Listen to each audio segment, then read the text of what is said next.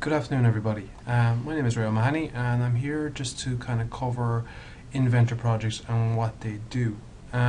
First, we start off with the Autodesk Inventor user interface, which I've just opened up. In the Get Started panel, you'll see projects. Projects tabs where we can now activate. Projects are essentially shortcuts and links and maintain links between files such as parts, assemblies, and drawings. Following from my blog, what we're doing here is just trying to, I suppose, check how we create a project file and how we link files between each other and the things to look out for and the shortfalls as well. Within projects, what we do have is we have a project name and a project location. A project location being the location of our files, whether within a particular folder structure on a server or on a local PC. The important thing about projects is we also share data within the engineering team or maybe outside that engineering team as well, and we want to ensure that links are maintained throughout. So how to start off a new project? Essentially just select the new button down here at the bottom. You have two choices. You have new Vault project, new single user project. In this case, as we're working outside of Vault, we specify new single user project. And we continue on with the next step where we give it a project name. In this case, just for this example, I'm just going to specify a new project. And again, you can see what's after happening, and it's now asking for a project workspace folder. You will also see that it's giving up a new project location where we can now specify where our workspace folder is going to be. In this case, we just activate the browser button, specify the location. In this case, what I do have is I have it on the desktop, and you can see that I have a new project folder set up there. So again, this is where all the information is going to be stored for my particular projects: parts, assemblies, drawings, presentation files, maybe sheet metal components as well. In this case, we have 2D data, content center, parts, and subassembly. This is something that I have configured myself and I use for training. But again, the names of these files are entirely up to yourself, and we'll delve into these a bit further at the moment. So now that I'm going to specify this as the main folder as my workspace folder, I'll just simply select OK. And again, you can see down here you've got project file to be created, such as users, in this case in my location, where the project file is going to be. And this is typically the name of the project and normally saved under the location of the workspace folder, which in this case is new project. I can either select finish at this point or select next to add specific library directories, but again, that's for another discussion on another day. But I'll select finish for this, and you can see we've got the new project path set up. Now, what does this mean? Essentially means once I have it set up, I can now access that particular folder quickly and easily. But also, before I do that, I want to actually allow or put in some information in here as well, some certain things that need to be looked out for. A project includes appearance libraries, so for example your standard Inventor appearance libraries and your material libraries, or all this material libraries. Your workspace folder is designated as your workspace folder, which is the folder we just specified as our root folder. Also, you can add such things as workgroup search paths, library paths for example, and frequently used subfolders, so we can set those up as well. But the big concern down here for us is folder options. Again, once I expand this, there is broken up into three categories. Design data, which includes your styles information. Now, for example, in my manufacturing working 2D drawing, you have line types, hidden line types, color of lines, for example. And this is where all this information is controlled, along with Excel information, along with whole type information, and many other styles as well. Your templates is your default template location. So, for example, when we do new or open, or especially when we go new, all our templates are there for us to access easily. So this is our default location. Again, if you're working on another specific drive or you're working within a common engineering team, what you would have is you'll have a directory for your templates where everybody would access.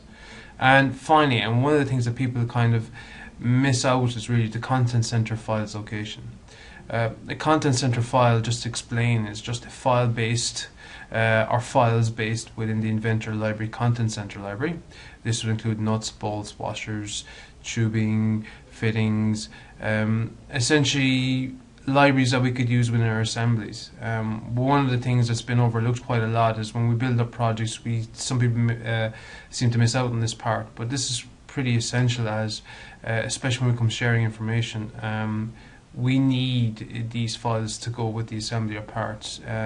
If you share this information and this is not set up correctly, you will find the other user using the opening or working with assemblies, for example, that you've done up, maybe missing some of these components. To prevent this, what we do is we set up a directory for a content center file. So, for example, when I use a content center file component, it's saved into that specific directory that we've set up.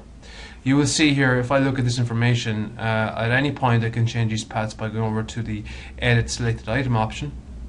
And you can see in this location it's coming to this particular path.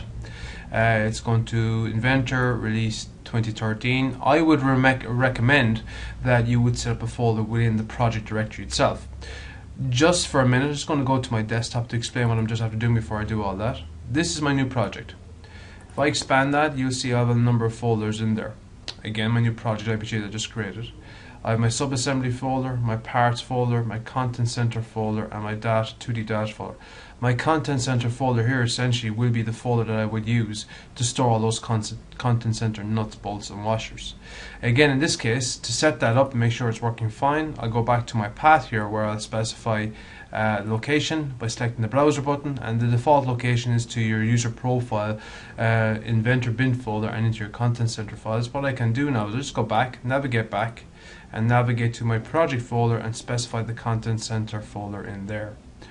Once that is set up, we are now ready to go. You can see I just clicked outside the browser line there to make sure the settings were saved, and I can just update that by selecting save. I'll be asked to migrate, make sure everything's migrated to the current release of Autodesk Inventor, and which I will do to continue on by selecting yes. Essentially what I've done, this project file is now active. That means firstly, when I go new, it will go to my templates I've set up. Secondly, I can when I go open, it will open into this new project folder.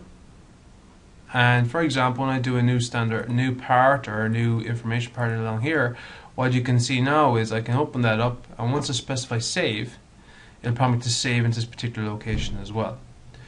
One thing that people recognize is with Inventor projects is you also have within the project folder itself additional folders added once a project is created. And one of these folders is the old versions folder. The old versions folder basically maintains a link. For example, when I work or create a part and I save that part, and when I make further modifications, what it does, it puts the old version into the old versions folder. So if anything does happen, we can restore back to that old version at any time. But remember, there's only one old version kept at all one time. Now again, you can set that up. You can change that to have a number of old versions created of the particular file. But for general housekeeping and maintenance and file size and structure and storage space, the majority cases are all just kept for one old version at any one time. On that note, I will be holding a second part into projects for more advanced with the appearance libraries, etc., and maybe adding more benefits and maybe more folder structures to projects. But for now, this is to kind of give you an idea and to get you started, and hope this will help you in the long run with projects and give you a good starting point. Thank you.